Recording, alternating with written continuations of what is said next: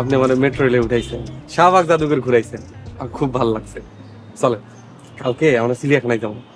এই আচ্ছা, আমার কি খেয়ে দিয়ে কোনো কাজ নেই নাকি? আপনাকে নিয়ে চিড়িয়াখানা, শিশু পার্ক ঘুরে বেড়াবো? বাসায় চলুন। আচ্ছা ঠিক আছে, বাসায় যাবো। তার আগে কোনো ভালো একটা রেস্টুরেন্টে চলে খাওয়া দাওয়া করি। রেস্টুরেন্টে যাবেন? গ্রাম থেকে এসেছেন, ছোট একটা আবদার করেছেন, ফেলে কিভাবে? মাশাআল্লাহ। মাশাআল্লাহ কেন? আপনি যখন অনেক নরম করে কথা কন তখন আপনার দেখতে খুব ভালো লাগে। আর পৃথিবীতে যা কিছু সুন্দর তা দেখলে মাশাআল্লাহ কইতে হয়। মাশাআল্লাহ। আচ্ছা আপনি একটু দাঁড়ান, আমার একটা জরুরি কল করতে হবে। Just 1 minute.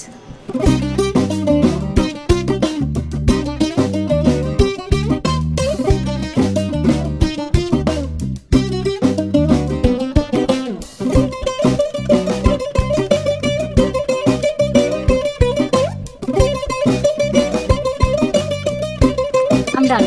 চলেন।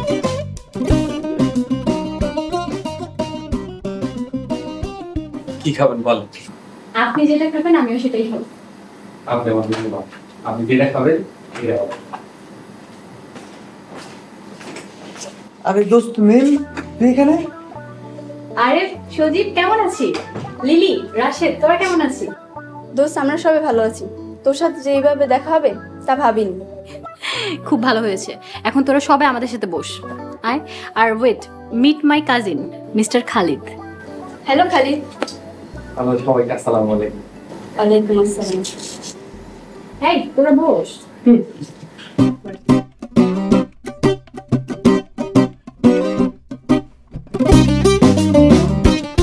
তারপর বল, তোরা কে কি খাবে?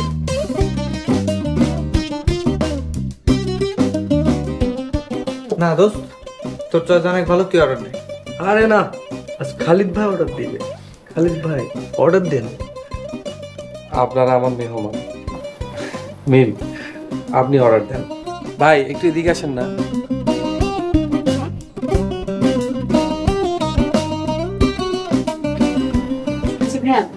একটা তরমুজ, একটা আপেল, এটা সাবুচা, একটা ফ্রেঞ্চ ফ্রাই, একটা ওয়েজিস, এটা দিবেন আপনি পিৎজা, একটা বার্গার, আর হচ্ছে ড্রিঙ্ক দিবেন 6টা। সবকিছু। Thank you.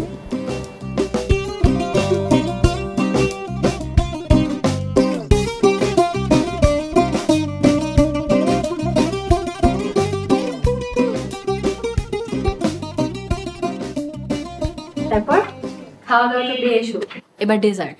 বল, ডেজার্টে কি খাবি? দোস্ত, আমি আর একটা দানাও খেতে পারবো না, যা খেয়েছি সব বেরিয়ে যাবে।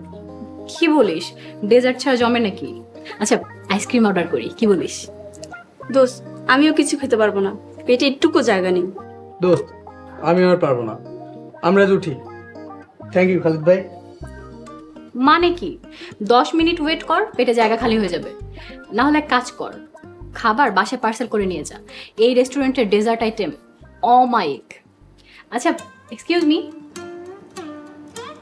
আমার ফ্রেন্ডসদের জন্য কিছু সুইট আইটেম পার্সেল করে দিন। ওকে ভাই।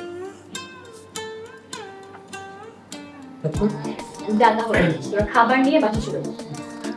ওকে বন্ধু। ওকে বাই। খালিদ ভাই thank you. Thank you Khalid ভাই। Thank you man. অর্ডার হবে। ওকে সাবধানে যাস।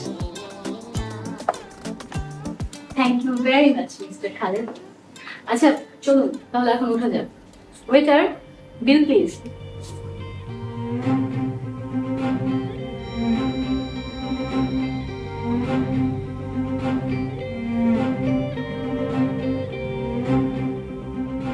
ভাই আপনি একটু পড়াহেন, আমি আপনার ডাইকা নিতেছি।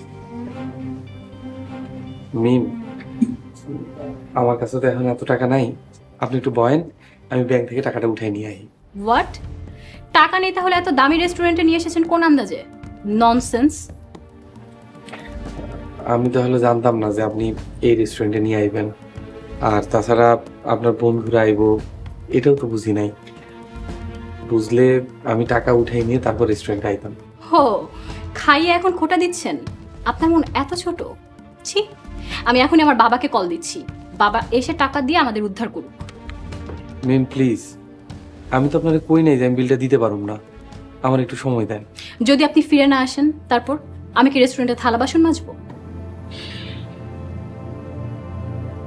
এই যে এটা আমার ব্যাংকের কার্ড, পাসওয়ার্ড 999। আপনি চাইলে নিজে টাকা তুলে নিয়ে আইতে পারেন। আর যদি সেইটাও না চান, এই আংটিটা আপনার কাছে রাখেন, স্বর্ণের আংটি। আমার যদি দায়িত্বে দেরি হয়, আপনি আংটিটা জমা দিয়ে চলে দেয়। আংটিটাই থাকবে।